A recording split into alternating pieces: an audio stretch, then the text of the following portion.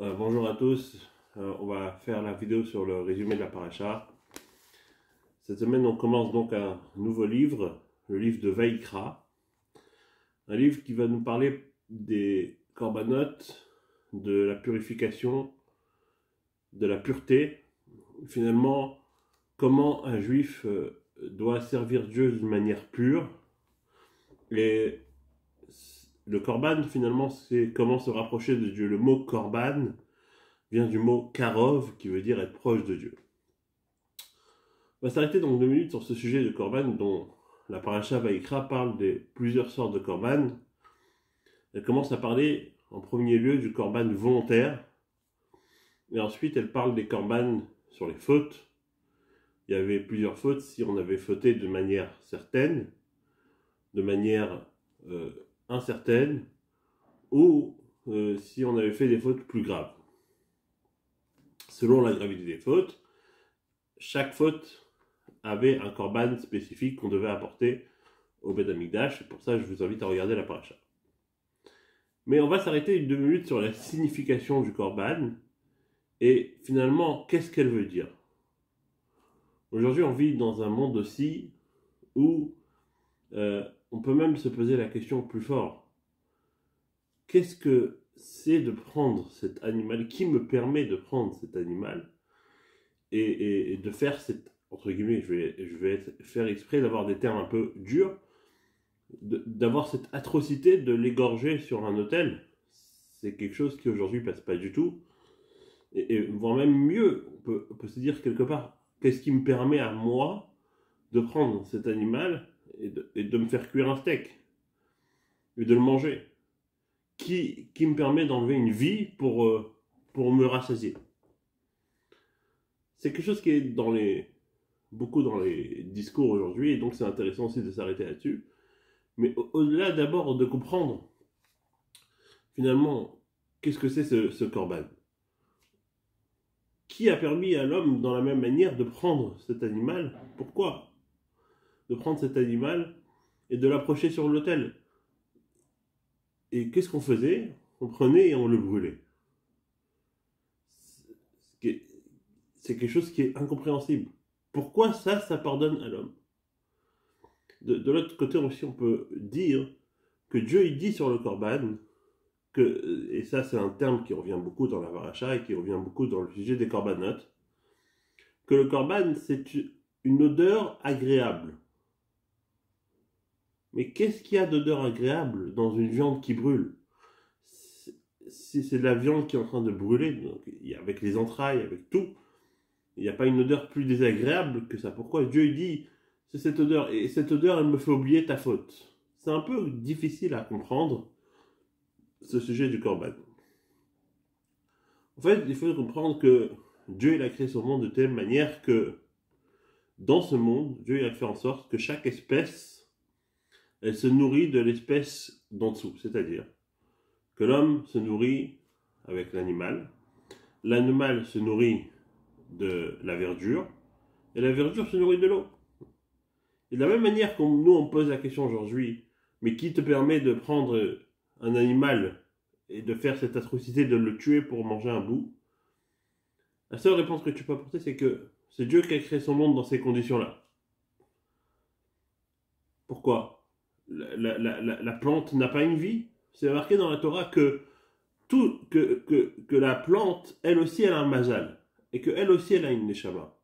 Et qu'elle aussi, elle a quelque chose qui la protège. Alors, de la même manière que tu poses la question sur qui t'a permis de tuer un animal pour manger un steak, tu peux dire aussi qui t'a permis d'enlever la vie à ce soja et de le manger. C'est pareil. Parce que de la même manière qu'un animal vit, une plante aussi elle vit. Mais quoi? Dieu il a fixé ses règles comme ça, que chaque espèce se nourrit de l'espèce en dessous.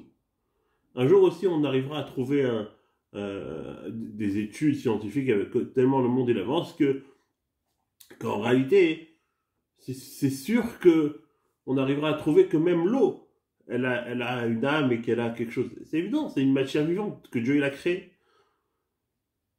Parce qu'elle crie pas, alors on pense que c'est moins grave, mais elle a aussi une vie. Ah, parce que l'animal il crie, qui se débat dans toutes sortes de débats, alors on devient choqué. Mais là, en réalité, chaque chose elle a une vie. Mais Dieu il a fixé son monde comme ça. Pourquoi? Pourquoi Dieu il a fixé son monde de telle manière? Parce qu'en réalité, tout le sujet que Dieu il veut, c'est que l'espèce la plus basse se rapproche de l'espèce la plus haute. C'est-à-dire que par le fait que l'eau va nourrir l'herbe, elle va s'élever au niveau de l'herbe. Par le fait que l'herbe va nourrir l'animal, l'herbe va s'élever au niveau de l'animal. C'est une élévation continue. De la même manière, l'animal, quand il va servir à nourrir l'homme, et que l'homme derrière, il va faire des choses spirituelles, alors de la même manière, elle va s'élever. Comme ça, Dieu il a fixé des règles. Certes, c'est dur à comprendre, mais c'est comme ça. De l'autre côté, donc, en revenant sur ce sujet du Corban, en réalité, on voit dans l'histoire que lorsque Noach il sort de la Teva, la première chose qu'il fait, c'est un Corban. Et que Dieu, à ce moment-là, décide, suite à ce Corban, qu'il ne va plus détruire le monde. De là, on était sûr que le Corona et le Covid n'allaient pas détruire le monde. Parce que Dieu, il a promis que jusqu'à Biat Mashiach, que jusqu'à la venue de Mashiach, il ne va pas détruire le monde et qu'il ne faut pas s'inquiéter, que Dieu, il va envoyer aucune catastrophe, comme le prédisent beaucoup, sur le monde, et qu'il n'y a aucun truc qui va arriver tant qu'il n'y aura pas Mashiach. Jusqu'à Biat Mashiach. Et Mashiach, ça va être la finalité. Pourquoi? Parce qu'il y a eu un homme qui a subi une punition, entre guillemets aussi, parce qu'il a vu, même si lui, il a été protégé. Et qu'est-ce qu'il a fait en sortant là-bas? C'est qu'il a pris des animaux que lui, il a protégés, exprès, pour faire un sacrifice. Et Dieu, suite à ça, il a dit, ah, voilà, qu'est-ce qui se passe ici dans ce corban? En réalité, comme on a dit déjà, qu'il y a un sujet, c'est sûr, d'élévation, et que par le fait que on élève ça pour Dieu, alors on peut penser que ça procure un certain plaisir. Mais il y a quelque chose de plus fort. C'est qu'on peut dire que l'animal, c'est la chose la plus proche de l'homme. D'ailleurs, puisqu'on parlait de virus, quand on fait des tests sur un médicament, sur un vaccin, d'abord on fait les tests sur l'animal, pour savoir si ça va marcher sur l'homme. Pourquoi? Parce que l'animal, c'est l'espèce vivante la plus proche de l'homme. Et donc, par rapport à ça, quand tu apportes un animal sur l'autel, en réalité, c'est comme un miroir. Toi, tu as fauté. Tu regrettes. C'est toi qu'on devrait tuer, parce que finalement, c'est toi qui dois te mettre sur la table. Alors, que faire? Alors, tu vas prendre l'espèce la plus proche de toi, et tu vas voir sur l'autel que c'est toi qui aurais dû être là-bas. Et ça va faire en sorte que tu auras ce pardon parce que tu vas prendre conscience que c'est toi qui aurais dû être à la place de l'animal. C'est un peu la même idée qu'on fait quand on parle souvent des caparottes qu'on fait pour Kippour. C'est ce qu'on dit. On dit que ce poulet-là va mourir à la place que moi je meurs. Mais on doit le vivre, ça. On doit le ressentir. Et on doit ressentir une souffrance de ça. Mais c'est pour ça aussi que peut-être c'est pas facile de regarder de telle manière que c'est quelque chose qui est difficile à voir. Il y a encore un autre sujet, dans le sujet du Corban. Comme on l'a dit, c'est étonnant que Dieu il prend un plaisir de ça, mais qu'est-ce que Dieu il a un plaisir dans ce Corban? Dieu il a un plaisir d'une chose. C'est que, justement, c'est le sujet le plus incompréhensible. C'est le sujet qui est le plus difficile à comprendre. Qu'est-ce qui se passe ici? Et il n'y a aucune raison logique que l'homme y prenne un animal, qu'il approche sur un autel et que grâce à ça lui va être pardonné. Il n'y a aucune raison logique. Et qu'est-ce qu'on fait de cet animal? On le brûle. Mais si déjà, alors qu'on prenne un animal, qu'on fasse un bon barbecue, voilà, on se régale et bon, on a compris la leçon.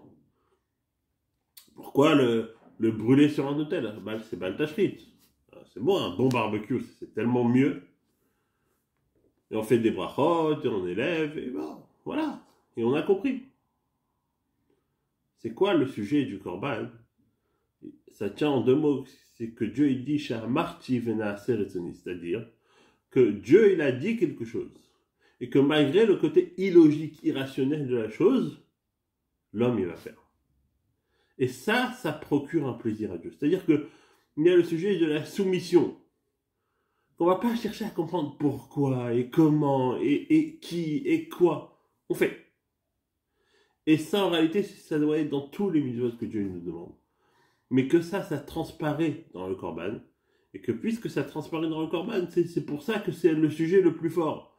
Et c'est le sujet qui nous permet d'avoir un pardon. Parce que c'est le sujet de faire la volonté de Dieu, même si on ne la comprend pas. Dieu, il a fixé des règles, encore une fois. Et Dieu, c'est vrai qu'il a fixé, si on les fait de manière à être soumis à Dieu, alors ça, c'est le plus grand plaisir pour Dieu. Dans cette paracha, finalement, on voit que Dieu, il va invoquer Moshe, et donc, à travers cette invocation, lui donner ce message de renouveler aussi, quelque part, l'amour de Dieu, par le fait qu'on fait un sacrifice. Et ça aussi, c'est une idée forte. C'est qu'en réalité, ce sacrifice nous permet de renouveler notre sentiment d'attachement à Dieu. C'est-à-dire que des fois, dans la vie, on peut oublier qu'on aime et qu'on peut aimer. Et qu'on peut aimer Dieu. Et ce sacrifice, il nous rappelle que finalement, on a fauté et on se sent coupable. Et ça, c'est la plus grande preuve d'amour. Le fait qu'on se sent coupable, qu'on a fauté, c'est la plus grande preuve d'amour qu'on peut apporter à Dieu. C'est que Dieu, il compte pour quelque chose. De la même manière que on peut dire un jour que, voilà, si on veut offrir un cadeau à sa femme ou à ses enfants, c'est une preuve d'amour. Et ce korban, c'est le cadeau qu'on va offrir à Dieu pour prouver notre amour. Et d'ailleurs, la Haftara aussi parle de sujets que le prophète Isaïe va dire au peuple juif que le fait qu'ils vont prendre des sacrifices pour faire autre chose que prouver leur amour avec Dieu, c'est la cause même de l'exil. Donc c'est à dire que le fait qu'on fait un korban, ça doit être un peu comme ce cadeau qu'on offre à quelqu'un qu'on aime pour prouver qu'on l'aime encore. Voilà quelques explications sur la paracha Vayikra. Shabbat Tov et Shabbat Shalom à tous. Des bonnes nouvelles pour chacun d'entre nous. Et à très bientôt.